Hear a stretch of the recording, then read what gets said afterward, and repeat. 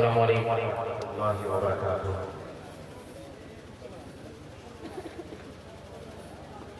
إن الحمد لله نحمده ونستعينه ونستغفره ونعوذ بالله من شرور أنفسنا ومن سيئات أعمالنا، من يهده الله فلا مضل له ومن يضلل فلا هادي له، وأشهد أن لا إله إلا الله وحده لا شريك له، وأشهد أن محمدا عبده ورسوله. يا أيها الذين آمنوا اتقوا الله حق تقاته ولا تموتن إلا وأنتم مسلمون. يا أيها الناس اتقوا ربكم الذي خلقكم من نفس واحدة وخلق منها زوجها وبث منهما رجالا كثيرا ونساء، واتقوا الله الذي تساءلون به والأرحام إن الله كان عليكم رقيبا. يا أيها الذين آمنوا اتقوا الله وقولوا قولا سديدا يصلح لكم أعمالكم ويغفر لكم ذنوبكم، ومن يطع الله ورسوله فقد فاز فوزا عظيما. أما بعد، فإن أصدق الحديث كتاب الله، وأحسن الهدي هدي محمد صلى الله عليه وسلم، وشر الأمور محدثاتها، وكل محدثة بدعة، وكل بدعة ضلالة، وكل ضلالة في النار. أعوذ بالله من الشيطان الرجيم. وسارعوا إلى مغفرة من ربكم وجنة أرضها السماوات والأرض وعدت للمتقين الذين ينفقون في السراء والضراء والكاظمين الغيظ والعافين عن الناس والله يحب المحسنين. والذين إذا فعلوا فاحشة أو ظلموا أنفسهم ذكروا الله فاستغفروا لذنوبهم ومن يغفر الذنوب إلا الله ولم يصروا على ما فعلوا وهم يعلمون.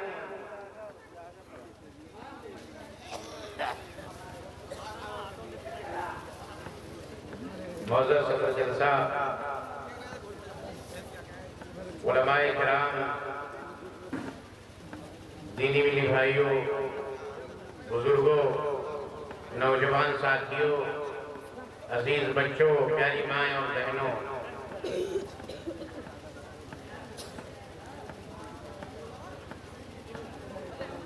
رات کے اس وقت 12:04 ہو رہے ہیں اور میرے سامنے حفاظ کرام کی ایک بڑی تعداد ہے جن کے سروں پر دستار تکمیل حفظ قرآن کریم بھی بدنی ہے، اور میں بہت زیادہ دیر آپ کے اور ان کی خوشیوں کے درمیان حائل ہونا نہیں چاہتا۔ سورہ آل عمران کی چند آیتیں خطبہ مسنونہ کے بعد پڑھی گئی ہیں۔ انہی آیتوں کی روشنی میں کچھ باتیں آپ کے سامنے رکھنے کی کوشش کروں گا۔ وقت بھی ہے، موسم بھی ہے، اور وہ مہینہ بھی 10 دنوں کے بعد آنے کو ہے، جس مہینے کی عظمت اللہ تبارک و تعالیٰ کے کلام سے بھی جڑی ہے، اور جس کی عظمت کے بارے میں آپ نے استاد الاساتذہ فضیلۃ الشیخ عبد الرحیم امینی حفظہ اللہ سے سماعت فرمایا ہے۔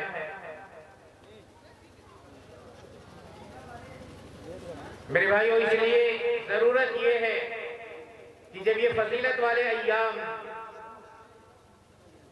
ہمارے سامنے ہیں، انہیں غنیمت کیسے سمجھا جائے، انہیں غنیمت مانا کیسے جائے، انہیں غنیمت بنایا کیسے جائے، ان قیمتی لمحات کا استعمال کیسے کر لیا جائے، ان قیمتی لمحات میں اپنی زندگی کو سنوار کیسے لیا جائے، اس کی طرف بھی گفتگو ہو جائے چند باتیں آپ کے سامنے رکھ دی جائیں۔ میرے بھائیوں،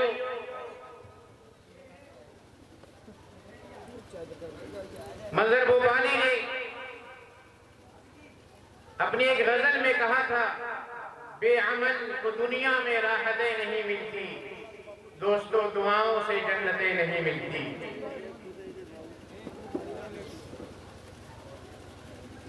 آپ کی یہ دنیا کی زندگی بھی سمجھ جائے، آپ کی دنیا کی زندگی بھی سندر بن جائے، آپ کی دنیا کی بھی زندگی خوبصورت ہو جائے، خوشگوار زندگی ہو، سعادت مند زندگی ہو، بہترین زندگی ہو، اور جو لامتناہی زندگی اس کے بعد آنے والی ہے، لافانی زندگی، ختم نہ ہونے والی زندگی، ابدی زندگی، سرمدی زندگی، ہمیشہ رہنے والی جو زندگی ہے، وہ کیسے آپ کی سمر جائے، وہ کیسے آپ کی بن جائے، وہ کیسے آپ کے لیے ہو جائے کہ جنت کی نعمتیں ہوں اور آپ ہوں۔ آئیے کچھ باتیں اس حوالے سے کر لی جائیں۔ میرے بھائیوں، اللہ تبارک و تعالی نے ہم مسلمانوں کو ایک بات کی طرف مقابلے کرنے کی بات کہی ہے، اور وہ کون سی بات ہے، وہ کون سی چیز ہے جس کی طرف اللہ تبارک و تعالی نے ایک دوسرے سے آگے نکلنے کی بات کہی؟ اللہ نے فرمایا، وَسَارِعُوا إِلَى مَغْفِرَةٍ مِّن رَّبِّكُمْ وَجَنَّةٍ عَرْضُهَا السَّمَاوَاتُ وَالْأَرْضُ أُعِدَّتْ لِلْمُتَّقِينَ۔ اللہ کہتا ہے کہ دوڑ لگائیے، مقابلہ کیجئے، دگو دو کیجئے، ایک دوسرے سے آگے بڑھنے کی کوشش کیجئے، ایک دوسرے سے آگے نکل جانے کی کوشش کیجئے، کمپٹیشن میں ادھر آئیے، ایک دوسرے سے آپ کو آگے بڑھ جانا ہے۔ اس چیز میں، دنیا کمانے میں، دنیا بنانے میں نہیں، دنیا حاصل کرنے میں نہیں، یہ تو آپ کے گھر آئے گی ہی آئے گی۔ اس راستے پر کوئی شیطان آپ کو نہیں ملے گا۔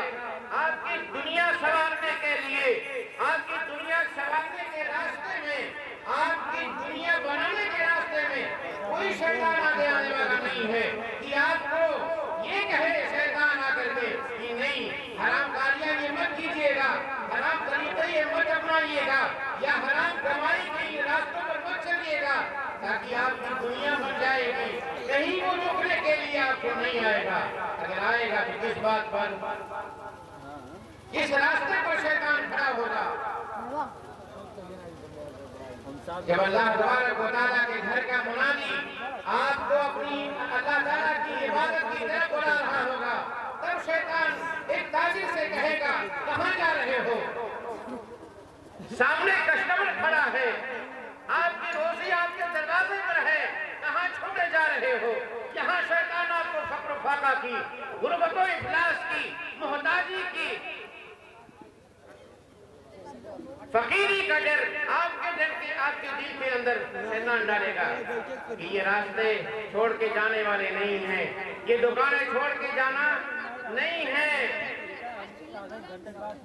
اللہ کے گھروں کو آباد کرنا ہے، تو آپ خسارے میں ہوں گے، بہت سارے نقصانات آپ کو اٹھانے پڑیں گے، آپ کی دکان سے آپ کا کسٹمر چلا جائے گا، اور اس وجہ سے دنیا کے سارے معاملات میں جہاں بھی دیکھ لیں اس طرح کا خوف اور اس طرح کی آنے آپ کے سامنے آئیں گی۔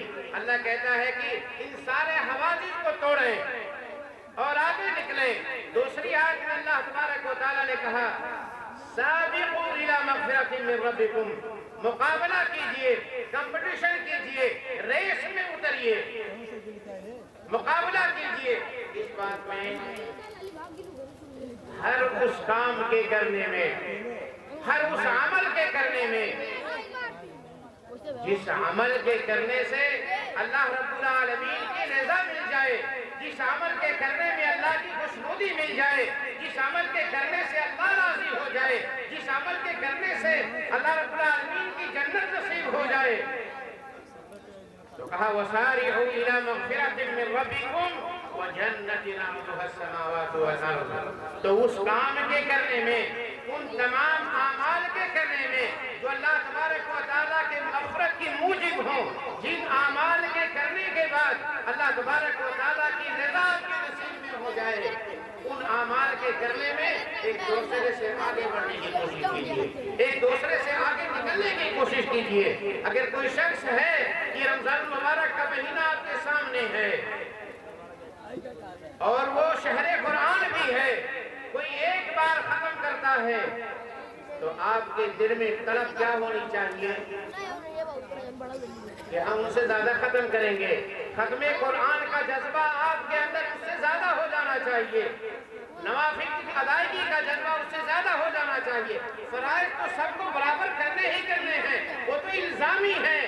آپ کے اور اس کے درمیان کمپٹیشن اگر ہونی ہے کسی چیز میں، وہ چیزیں جو آپ پر الزامی نہیں ہیں، جو آپ پر واجب نہیں ہیں، ان کام کے کرنے میں، ان کاموں کے کرنے میں ایک دوسرے سے آگے بڑھنے کی کوشش کریں۔ جو سب کو کرنا ہے واجبی طور پر، وہ تو کرنا ہی کرنا ہے میرے بھائیوں، اس کے بغیر تو کوئی چارہ ہی نہیں ہے۔ فرائض کی ادائیگی کے لیے مقابلہ نہیں، وہ تو سب کو کرنا ہی کرنا ہے۔ مقابلہ کرنا ہے تو آئیں، یہ شہر مقابلہ آپ کے سامنے ہے، وہ مہینہ آپ کے سامنے ہے جس میں آپ اپنے دوسرے مسلمان بھائیوں سے نیکیوں میں آگے بڑھنے میں ایک دوسرے سے مقابلہ کر سکتے ہیں۔ اللہ آپ کو دعوت دیتا ہے، وَسَارِعُوا إِلَى مَغْفِرَةٍ مِّن رَّبِّكُمْ وَجَنَّةٍ أَرْضُهَا السَّمَاوَاتُ وَالْأَرْضُ۔ اور مقابلہ کرنا ہے کس کام کے لیے؟ تو اللہ نے کہا اس جنت کے پانے کے لیے جس کی چوڑائی زمین و آسمان کے برابر ہے، اس جنت کے حاصل کرنے میں جس کی چوڑائی زمین و آسمان کے برابر ہے۔ غزوہ بدر کا موقع ہے، غزوہ بدر کا موقع ہے، 313 کی تعداد لگ بھگ مسلمانوں کی ہے، اور سامنے سامان جنگ اور جنگ کی تیاری کیے ہوئے دشمنوں کی فوج ہے، ہر طرح سے لیس، ہر طرح سے تیار ہو کر کے جنگ کے لیے آئی ہوئی ہے، اور ایک طرف نہتھے مسلمان ہیں، ٹوٹی پھوٹی تلواریں ہاتھوں میں ہیں، اور ان کے پاس اگر کوئی مضبوط چیز ہے تو ان کے ایمان، ان کا ایمان ہے، ان کی ایمان کی دولت ہے، ان کی صلابت ایمانی ہے، ان کا اپنا عمل ہے، اور جذبہ ایثار ان کے پاس ہے۔ نبی کریم صلی اللہ علیہ وسلم کے اشارے پر قربان ہو جانے کا جذبہ اور شوق ان کے پاس ہے۔ اللہ کے نبی اس موقع پر صحابہ کرام میں ایک روح ڈالتے ہیں، ایک اعلان کرتے ہیں۔ نبی کریم صلی اللہ علیہ وسلم کہتے ہیں قوموا الی جنت ارضها السماوات والارض، اے میرے صحابہ اس جنت کی طرف نکل پڑیے، اس جنت کے پانے کے لیے تیار ہو جائیے، اس جنت کی طلب میں آپ خود پر آگے نکل آئیے جس کی چوڑائی زمین و آسمان کے برابر ہے۔ انصار صحابہ میں سے عمیر ابن الحمام صحابی کہتے ہیں بخیل بخت، اے اللہ کے نبی کیا خوب بات آپ نے کہی ہے۔ اللہ کے نبی صلی اللہ علیہ وسلم کہتے ہیں اے میرے صحابی یہ بتاؤ کہ آپ نے یہ بات کیوں کہی، جس چیز نے آپ کو اس جملے کے کہنے پر، اس کلمے کے کہنے پر ابھارا تھا، کیا چیز تھی، کیوں آپ نے یہ بات کہی ہے؟ کہا اے اللہ کے نبی، اے اللہ کے نبی وہ جنت جس کی چوڑائی زمین و آسمان کے برابر ہے، آپ نے یہ پیغام دیا ہے، آپ نے اعلان کیا ہے کہ حقیقت میں وہ جنت اس کی چوڑائی زمین و آسمان کے برابر ہے؟ کہا ہاں اس کی چوڑائی زمین و آسمان کے برابر ہے۔ کہا اے اللہ کے نبی بس یہ بات اس لیے کہا ہوں کہ اللہ تبارک و تعالیٰ سے میں یہ امید رکھتا ہوں، اللہ رب العالمین سے یہ امید رکھتا ہوں، مجھے یہ شوق ہے کہ میرا بھی شمار ان لوگوں میں سے ہو جائے جو اس جنت کے حقدار بنیں گے، وہ جنت میں جانے والے ہوں گے جس کی چوڑائی زمین و آسمان کے برابر ہوگی۔ اللہ کے نبی جناب محمد رسول اللہ صلی اللہ علیہ وسلم نے صحابی رسول کو خوشخبری سنائی اور یہ کہا وَأَنْتَ مِنْهُمْ، آپ ان میں سے ہیں، آپ ان میں سے ہیں جن کے لیے وہ جنت انتظار میں ہے، قدم زمین پر ہے، قدم فرش پر ہے، اور تذکرے جن کے عرش پہ ہونے لگے ہیں۔ اللہ کے نبی نے بشارت سنائی کہ آپ میرے صحابی ان میں سے ہو جن کے انتظار میں وہ جنت ہے جس کی چوڑائی زمین و آسمان کے برابر ہے۔ اللہ کے نبی جناب محمد رسول اللہ صلی اللہ علیہ وسلم کی زبان اطہر سے یہ خوشخبری سننی تھی کہ صحابی رسول کے ہاتھ میں کچھ کھجور ہیں اور وہ کھا رہے ہیں اسے، کہتے ہیں اگر یہ کھجوریں کھاتا رہا تو پھر جنت میں داخلے میں دیر ہو جائے گی، جنت کے داخلے میں دیر ہو جائے گی، جنت میں جانے میں دیر ہو جائے گی۔ حضور اپنے ہاتھ سے اپنے تیرکش میں ڈالتے ہیں، ٹوکری میں ڈالتے ہیں، اور اس کے بعد میدان جنگ میں اتر پڑتے ہیں، مارتے ہوئے شہید ہو جاتے ہیں۔ سب سے پہلے اس جنگ میں انصار صحابہ میں شہید ہونے کا شرف ملتا ہے۔ یہ رتبہ بلند ملا جس کو مل گیا، یہ رتبہ بلند ملا جس کو مل گیا۔ ہر مدعی کے واسطے دار و رسول کہاں؟ میرے بھائیو، اللہ تبارک و تعالی جن کی مقدر بناتا ہے، اللہ رب العالمین جن کی قسمت میں سعادتیں لکھتا ہے، انہیں دارین کی سعادتیں مل جاتی ہیں۔ کتنے ایسے صحابہ ہیں میرے بھائیو، کتنی ایسی مثالیں آپ کے سامنے پیش کی جا سکتی ہیں کہ لوگ زمین پر تھے اور جنت کی خوشبو وہ زمین پہ محسوس کر رہے تھے۔ صحابی رسول غزوہ احد کے اندر موجود ہیں، زندگی کی آخری سانسیں لے رہے ہیں۔ اللہ کے نبی کریم صلی اللہ علیہ وسلم کا گزر ہوا اور کہتے ہیں انی لاجد ریح الجنہ، زمین پر لاش پڑی ہوئی ہے، زندگی کی آخری سانسیں ہیں، جاگنے کے عالم میں ہیں، اور جنت کی خوشبو کا احساس اس روئے زمین پر ہے، اور کہا انی لاجد ریح الجنہ۔ میرے بھائیوں، اس جنت کے پانے کے لیے ہم اپنے آپ کو تمام ادا کریں گے۔ اللہ تبارک و تعالیٰ کے اس اعلان پر عمل کرنے کے لیے آگے کب بڑھیں گے؟ کب ہمارے اندر وہ تڑپ پیدا ہوگی، کب ہمارے اندر جستجو پیدا ہوگی، کب ہمارے اندر وہ اشتیاق اور وہ جذبہ اور وہ ایثار اور قربانی کا جذبہ ہمارے اندر آئے گا، کب جنت کے پانے کے لیے ہم لوگ آگے بڑھنے کے لیے تیار ہو جائیں گے۔ قوموا إلى جنة عرضها السماوات والأرض، نبی نے کہا تھا، صحابہ نے اس جنت کے پانے کی کوشش میں اپنے جانوں کی پرواہ نہیں کی، سارے لوگ اتر گئے میرے بھائیوں میدان میں، اور ساری دنیا نے دیکھا ہے کہ وہی نہتھے لوگ جن کے ایمان کی صلابت یہ تھی، جن کی ہمتوں میں جان وہ تھی کہ ہاتھ میں تلوار نہیں ہے، اور ہے بھی کہ وہ ٹوٹی پھوٹی تلواریں ہیں، مگر زمانے کو دکھلا دیا کہ ہم جنت کے طلبگار لوگ ہیں۔ تم جتنی دنیا سے محبت کرتے ہو، تم جتنی دنیا کی زندگی سے محبت کرتے ہو، ہم اتنی موت سے محبت کرنے والے لوگ ہیں۔ میرے بھائیو، اللہ کہتا ہے وَسَارِعُوا إِلَى مَغْفِرَةٍ مِّن رَبِّكُمْ وَجَنَّةٍ عَرْضُهَا السَّمَاوَاتُ وَالْأَرْضُ۔ اے اللہ، ذرا یہ بتا، یہ جنت تو نے تیار کس کے لیے کی ہے؟ اللہ، یہ جنت کس کے لیے بنائی گئی ہے؟ اللہ، یہ جنت کس کے لیے تیار کی گئی؟ یہ جنت تو نے اپنے ہاتھوں سے کس کے لیے سجائی ہے؟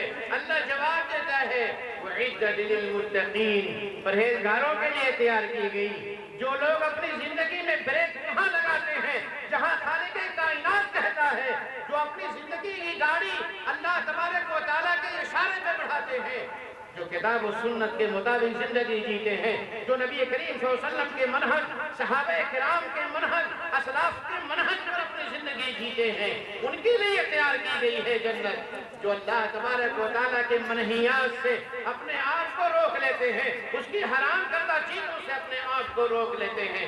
ابھی آپ نے فضیلۃ الشیخ سعود اختر سے سنا کہ بہت ساری ایسی چیزیں ہیں جو حرام ہیں، اور ہم لوگ اسے بڑے دھڑلے کے ساتھ استعمال کرتے ہیں، اور استعمال کرتے ہوئے ہمیں یہ احساس بھی جیسے باقی نہیں ہے، ہمارے اندر یہ احساس ہی زندہ نہیں ہے کہ یہ کوئی گناہ کا کام ہے۔ میرے بھائیو، جس وقت یہ احساس مر جائے کہ گناہ کو گناہ کہنا یا گناہ کو گناہ سمجھنا اگر ہم بھول جائیں تو سمجھ لیجئے کہ زندگی اب خطرے میں ہے، کانٹے کا سودا ہم کر چکے ہیں۔ ہم سب کے اندر یہ احساس زندہ ہونا چاہیے، انسان گناہ کرتا ہے، یہ اس کی انسانی فطرت ہے، مگر اگر گناہ کو سچ سمجھ کر کے کرنے لگے، گناہ کے گناہ ہونے کا احساس ہی ختم ہو جائے تو سمجھ لیجئے کہ پھر وہ غلط راستے پہ چلنا شروع کر دیا ہے۔ اللہ کہتا ہے کہ وہ جنت تیار کی گئی کن کے لیے؟ جو اللہ کے اشارے پہ اپنے آپ کو رکھنے والے ہیں، اللہ کی مرضی کے مطابق جو زندگی جینے والے ہیں، جن چیزوں سے رب روکے اس سے رک جائیں اور جس سے رب اجازت دے وہ کرنے لگیں۔ اللہ ان کے اوصاف کیا ہیں ان متقیوں کے؟ اللہ آگے بیان فرماتا ہے یہ جنت جن کے لیے تیار کی گئی ہے، وہ جو متقی حضرات ہیں جن کے لیے جنت تیار کی گئی ہے، اللہ ان کے اوصاف کیا ہیں، ان کی خوبیاں کیا ہیں، ان میں گن کون سے پائے جاتے ہیں، ان کے اعمال کیسے ہیں، اللہ ان اوصاف کو ذرا بیان کر دے تاکہ ان میں ہمارا بھی شمار ہو جائے، وہ عمل ہم لوگ بھی کرنے والے ہو جائیں۔ اللہ فرماتا ہے الذین ينفقون فی السراء والضراء۔ ہم نے شروع میں کہا تھا شیطان ان راستوں پہ نہیں آئے گا جو راستے آپ کی آخرت کو خراب کرنے والے ہیں، شیطان اس راستے پہ بیٹھے گا جو راستہ آپ کو جنت کی طرف لے جانے والا ہو، وہ اس راستے پہ بیٹھے گا جو اللہ کے گھر تک راستہ پہنچاتا ہو، اس راستے پہ بیٹھے گا جو دین تک راستہ پہنچاتا ہو، نبی کی سنت تک جو راستہ پہنچاتا ہو، ان ساری راہوں پہ شیطان بیٹھے گا۔ اللہ کہتا ہے الذین ينفقون فی السراء والضراء، وہ جنت کو پانے والے لوگ ہیں جو ہر حال میں اللہ کے راستے میں لٹانے والے ہیں۔ اللہ تبارک و تعالیٰ نے جب ان کے پاس بینک بیلنس دیا، ان کے اکاؤنٹس میں پیسے ہیں، ان کے پاس ان کے گھروں میں ڈھیریوں میں اناج بھرے پڑے ہیں، خوشحالی کے ایام ہیں، خوشیوں کے مواقع ہیں، اللہ تعالیٰ نے فراوانی عطا فرمائی ہے، ان کے گھروں میں دنیا وافر مقدار میں عطا فرمائی، دنیا اللہ تعالیٰ نے بہت کچھ نوازا ہے، تب بھی وہ اللہ کو نہیں بھولتے، اللہ کے راستے میں خرچ کرتے ہیں۔ الذین ينفقون فی السراء، اور کب خرچ کرتے ہیں؟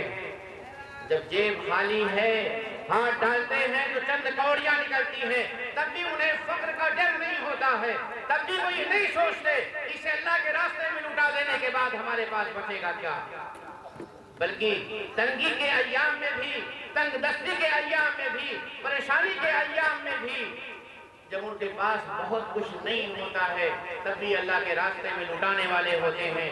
شیطان یہاں آ کر کے آپ کو فقر کا خوف دلائے گا کہ نہیں اتنے محنت سے کما کر کے لائے ہو، اتنے محنت سے کما کر کے لائے ہو، بہت کچھ آپ لوٹ لاٹ کر کے لائے ہو، ناجائز اور جائز کا فرق بھول کر کے لائے ہو، حرام و حلال کی تمیز بھول گئے تھے، دنیا بنانے کے چکر میں اتنا سارا اتنی محنت سے اکٹھا کیے ہو، ایسے ہی لٹا کے ختم کر دو گے، ہاتھ جیب کی طرف جائیں گے، شیطان غریبی کا محتاجی کا خوف دلائے گا اور جیب میں جانے کے بعد بھی خالی ہاتھ آ جائے گا اور ہزار بہانے فقراء کے سامنے پیش کر دیں گے۔ یہ اللہ تبارک و تعالیٰ نے شیطان کے بارے میں قرآن میں ذکر فرمایا کہ وہ فقر کا آپ کو خوف دلائے گا۔ میرے بھائیو، مقابلے میں اگر نکلنا ہے تو قرآن کی اس آیت میں آئیے دیکھتے ہیں صحابہ کو، آپ نے پہلے دیکھا کہ جنت کی بات کہی نبی صلی اللہ علیہ وسلم نے تو لوگوں نے اپنی جانوں کی پرواہ نہیں کی اور میدان جنگ میں اتر گئے اور شہادت سے اپنے آپ کو سرشار کیا۔ آئیے خرچ کا موقع جب آیا کیسے لوگوں نے ایک دوسرے سے بڑھ کر کے حصہ لیا۔ سن 8 ہجری کی بات ہے، غزوہ تبوک کا موقع ہے، سالوں کے قحط زدہ لوگ ہیں، کئی سالوں سے گھروں میں اناج نہیں آیا ہوا ہے، فقیری کے ایام دیکھ چکے ہیں اور اتفاق یہ ہے کہ سخت گرمی کا زمانہ اور اس سال پھل بھی تیار ہے، فصل تیار ہو کر کے گھر میں آنے کو ہے اور نبی کریم صلی اللہ علیہ وسلم نے اس وقت کے سپر پاور سے جنگ کا اعلان کر دیا ہے اور لوگوں سے اس کی تیاری اور جنگ کی تیاری کے لیے صدقات و خیرات کا بھی اعلان کر دیا کہ جس سے جو پہنچ سکے اللہ کے راستے میں خرچ کرو۔ اللہ کی قسم صحابہ کرام نے وہ مثالیں خرچ کی پیش کی ہیں کہ تاریخ آج تک وہ مثالیں نہیں دہرا پا رہی ہے۔ عمر ابن خطاب رضی اللہ تعالیٰ عنہ، مقابلے کی بات آ گئی، بات مقابلے کی ہے، اللہ تبارک و تعالیٰ کے راستے میں اللہ کے دین میں خرچ کرنے میں بات مقابلے کی آ گئی، جنت کے پانے کی بات آ گئی ہے، اللہ کو منانے کی بات آ گئی ہے، نبی کا اعلان ہو گیا کہ اللہ کے راستے میں خرچ کرو۔ عمر ابن خطاب رضی اللہ تعالیٰ عنہ، عمر ابن خطاب رضی اللہ تعالیٰ عنہ کون ہے؟ نام سنا ہے میرے بھائی؟ بولو کون ہے؟ مسلمانوں کے دوسرے خلیفہ ہیں۔ مقام اتنا بڑا ہے کہ نبی کریم صلی اللہ علیہ وسلم نے بیان فرمایا لو کان بعدی نبی لکان عمر، اگر میرے بعد نبوت کا سلسلہ ہوتا تو عمر ابن خطاب رضی اللہ تعالیٰ عنہ ہوتے۔ وہ صحابی ہیں جن کی موافقت میں ایک سے زیادہ بار قرآن کی آیتیں نازل ہو گئی، جن کی چاہتوں کو رب نے قرآن بنا کر کے اتارا ہو، وہ صحابی ہیں۔ جذبہ کیا ہے؟ مقابلے کا ہے۔ کہتے ہیں کہ نبی کریم صلی اللہ علیہ وسلم کے منادی کا اعلان سنا، اللہ کے راستے میں خرچ کرنے کا اعلان سنا تھا، اور گھر سے یہ سوچ کر کے نکل گیا کہ چلو آج موقع ہے، آج موقع ہے ابو بکر صدیق رضی اللہ تعالیٰ عنہ سے آگے نکل جانے کا۔ بات مقابلے کی ہے نا، اللہ کے راستے میں ایک دوسرے سے آگے بڑھنے کی بات ہے نا۔ عمر ابن خطاب رضی اللہ تعالیٰ عنہ کی مثال یاد رکھیے۔ کہتے ہیں اللہ کے نبی کریم صلی اللہ علیہ وسلم نے جب یہ اعلان کیا وافق ذلك عندي مالا، نبی کریم صلی اللہ علیہ وسلم کا جب یہ اعلان ہوا، ان دنوں اللہ تبارک و تعالیٰ نے ہمیں بہت کچھ نوازا تھا، دنیا ہمارے گھر میں تھی، بہت کچھ اللہ تعالیٰ نے نوازا تھا۔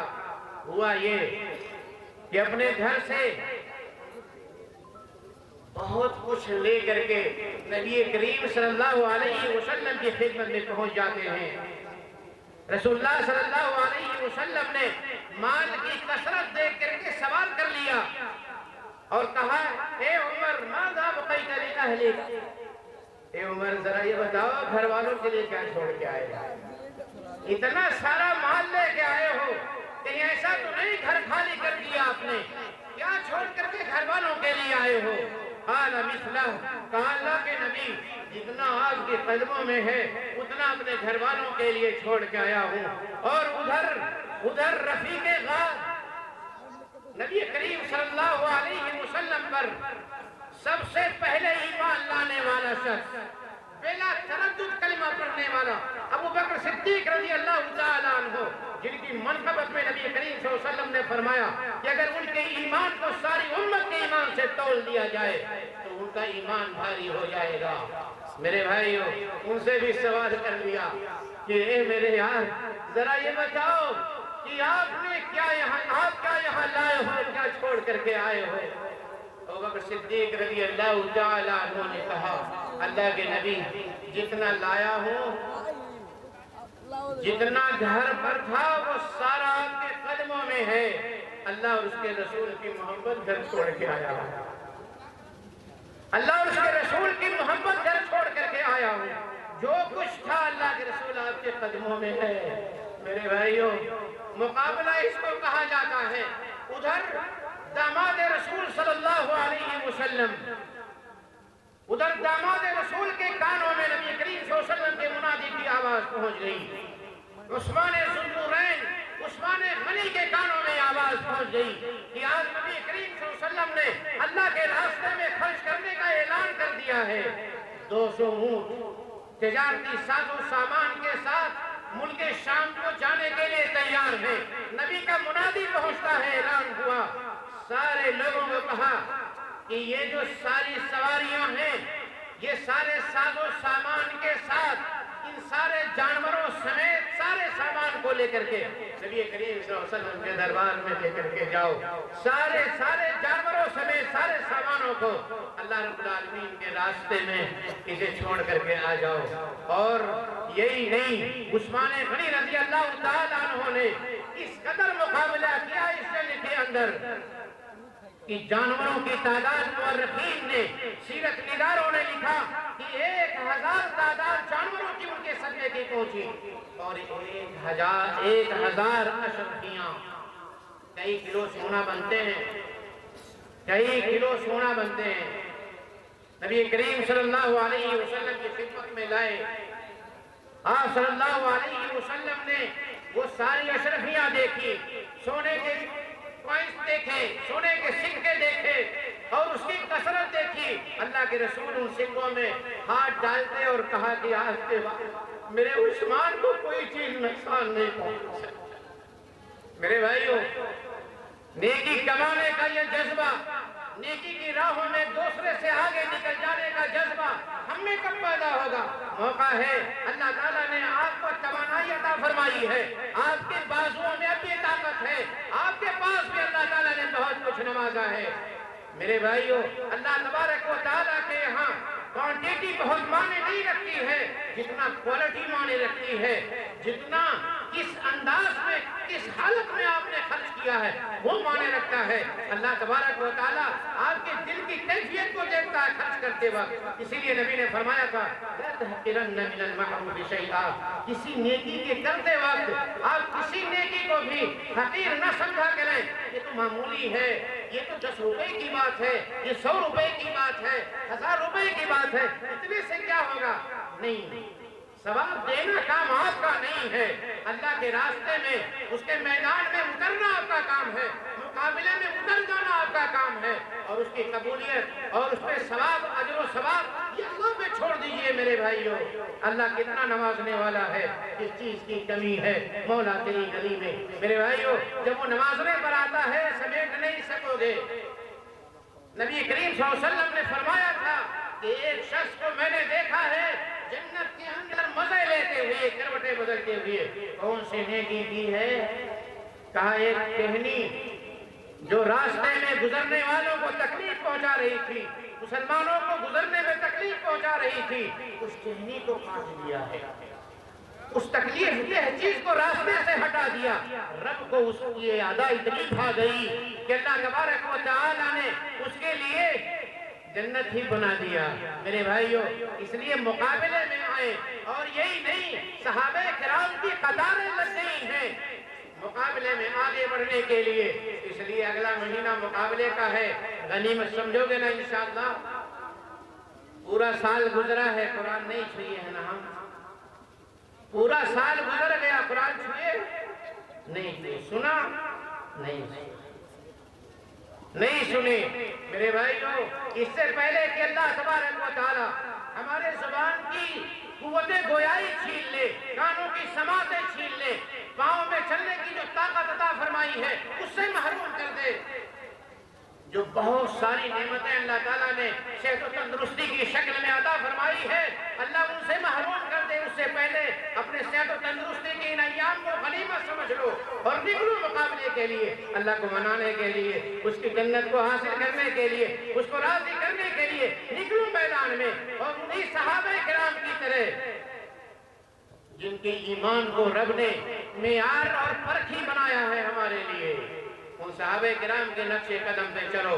وہی میرے بھائیوں، بہت سارے عبد الرحمن ابن عوف 13.5 ٹن کھجور 13,500 کلو بنتے ہیں، اللہ کے رسول صلی اللہ علیہ وسلم نے خدمت میں بھیجوا دیا۔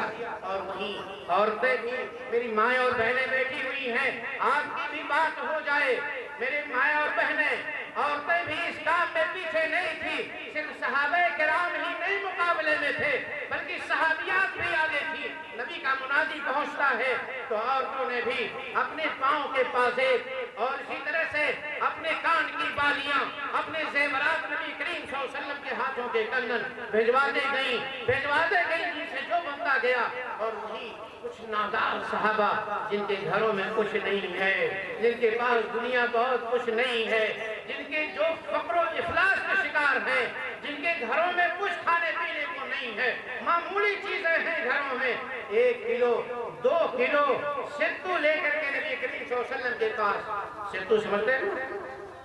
ستوا 1-2 کلو گھر میں ہے، لے کر کے اللہ کے رسول صلی اللہ علیہ وسلم کے گھر میں پہنچ گئے، اور منافقین مذاق اڑانے لگے، والذین یلمزون المطوعین، اور وہاں انتظار میں تھے کہ چلو ان کا مذاق اڑاتے ہیں۔ یہ دیکھو 1 کلو 2 کلو ستو، 1 کلو 2 کلو کھجور سے یہ لوگ وقت کے سپر پاور کو فتح کرنے چلے ہیں۔ اللہ کے نبی کریم صلی اللہ علیہ وسلم کے دربار میں کچھ ایسے صحابہ بھی پہنچے جن کے پاس وہ بھی دینے کو نہیں تھا، ایک حبہ بھی دینے کو نہیں ہے، اگر دینے کو ہے تو ان کی اپنی جانیں ہیں۔ اللہ کے نبی کریم صلی اللہ علیہ وسلم کی خدمت میں پہنچ گئے اور کہا ہے اللہ کے نبی، ہمارے پاس نقد میں لٹانے کو تو کچھ نہیں ہے، مگر اللہ کے رسول ہمارے پاس یہ جانیں ہیں جو ہم اللہ کے راستے میں لٹانا چاہتے ہیں، اللہ کے راستے میں ان جانوں کی قربانی دینا چاہتے ہیں، مگر اس کے لیے ہمارے پاس سواری بھی نہیں ہے۔ اللہ کے نبی اتنا کرم کر دیجئے کہ ہمیں سواری مہیا کر دیجئے، ہم بھی اس جنگ میں شرکت کرنا چاہتے ہیں۔ نبی کریم صلی اللہ علیہ وسلم نے اعتذار پیش کرتے ہوئے کہا تھا، میرے صحابہ، میرے پاس بیت المال کے اندر بھی کچھ سواریاں نہیں بچی ہیں کہ ہم آپ کو دے کر کے آپ کو بٹھا کر کے وہاں تک پہنچا دیں۔ ان صحابہ کرام کی کیفیت یہ تھی، اور اپنی گریبان میں جھانک کر کے دیکھیے گا اور سوچئے گا کہ نیکی کمانے کا جذبہ ہم میں بھی ایسا ہے یا نہیں ہے۔ ان صحابہ کرام کی دل کی کیفیت کو خالق کائنات نے قرآن بنایا ہے۔ کیا کہا نبی کے جواب پر اللہ نے ذکر فرمایا، قُلْتَ لَا أَجِدُ مَا أَحْمِلُكُمْ عَلَيْهِ تَوَلَّوْا وَأَعْيُنُهُمْ تَفِيضُ مِنَ الدَّمْعِ حَزَنًا أَلَّا يَجِدُوا مَا يُنْفِقُونَ۔ دربار رسالت ہے، نبی کریم صلی اللہ علیہ وسلم کا گھر کھانا ہے، آپ صلی اللہ علیہ وسلم کے دربار میں بڑی امیدیں لگائے ہوئے آئے ہیں، مگر رسول اللہ صلی اللہ علیہ وسلم کے دربار سے واپس جا رہے ہیں، تو کیفیت دل کی کیا ہے اللہ تعالیٰ بیان کرتا ہے۔ اے نبی، جب آپ نے اپنے صحابہ سے یہ کہا تھا، قُلْتَ لَا أَجِدُ مَا أَحْمِلُكُمْ عَلَيْهِ، آپ نے کہا کہ میرے صحابہ، میرے پاس سواری دینے کو کوئی سواری نہیں ہے، سوار کر کے لے جانے کا کوئی انتظام نہیں ہے۔ تَوَلَّوْا وَأَعْيُنُهُمْ تَفِيضُ مِنَ الدَّمْعِ حَزَنًا أَلَّا يَجِدُوا مَا يُنْفِقُونَ۔ میرے ساتھ آپ کے صحابہ کی، میرے ان نیک بندوں کی کیفیت یہ تھی کہ آپ کے دربار سے جب واپس ہو رہے تھے، ان کی آنکھیں اشکبار تھی، رو رہے تھے۔ غم کس بات کا تھا؟ غم اس بات کا ہے، جان دی ہوئی اسی کی تھی، حق تو یہ ہے کہ حق ادا نہ ہوا۔ یہ اللہ کے راستے میں لٹانا چاہتے ہیں، مگر اس کے لیے بھی سواری نہیں ہے، جیب میں پیسے نہیں ہیں، تہریوں میں اناج نہیں ہے، کچھ نہیں ہے، آنکھیں اشکبار ہیں مارے غم کے، اور ہم ہوتے تو کیا سوچتے؟ چلو جان بچی، جان بچی ہے نہیں؟ مولوی صاحب کہہ دیں اگر مسجد بھر گئی ہے، جگہ نہیں ہے، گھر چلے جائیے، اتنی خوشی منائی کہیں گے چلو بھائی اب رمضان بھر کے لیے چھٹی ہوئی، رمضان جو آتے تو وہی چھٹی نہیں ہے۔ اللہ نے موقع دیا ہے، اس کو غنیمت سمجھیے۔ اللہ نے آپ کی عمر میں برکت عطا فرمائی، صحت عطا فرمائی، نیکی کے کاموں میں آگے بڑھیں۔ بہت ساری جو حرام کاریاں ہیں، بہت سارے جو حرام کام ہیں، ان کو چھوڑیں، وقت ختم ہے۔ اللہ رب العالمین سے دعا ہے کہ بارے الہ، یہ جو 13 مہینہ، اگلا مہینہ بابرکت مہینہ آنے والا ہے، اللہ اس مہینے تک ہمیں پہنچا دے۔ اللہم بلغنا رمضان، اللہم بلغنا رمضان، اللہم بلغنا رمضان۔ اللہ ہمیں رمضان تک پہنچا۔ اے اللہ رب العالمین، سالہ سال کے رمضان کو ہماری مقدر بنا، اس مہینے کی قدر کی ہمیں توفیق عطا فرما، نیکیوں کے کام میں ایک دوسرے سے آگے بڑھنے کی ہمیں توفیق عطا فرما۔ اے بارے رہا جو ٹوٹی پھوٹی ہماری نیکیاں ہیں، اللہ تعالیٰ تجھے شرف قبول عطا فرما دے۔ اے اللہ رب العالمین، یہ تیرے بندے ہیں جو تیری بندگی کے لیے، تیری عبادت کے لیے، تیری دین کی بات سننے کے لیے اللہ کے دینی مجلس سجائے ہوئے ہیں۔ رات کا اتنا پہر گزر گیا ہے، مگر اپنی سماعتیں کھولے ہوئے ہیں۔ اللہ ان سب کی حاضری کو قبول فرما لے، علماء کرام کے جہود کو قبول فرما لے۔ اقول قولی ھذا استغفر اللہ لی ولکم ولسائر المسلمین فاستغفروہ انہ ھو الغفور الرحیم۔ سبحان ربک رب العزة عما یصفون وسلام علی المرسلین والحمد للہ رب العالمین۔ السلام علیکم ورحمۃ اللہ وبرکاتہ۔ وعلیکم السلام ورحمۃ اللہ۔ ماشاءاللہ، بارک اللہ فیک، بہت ہی شاندار۔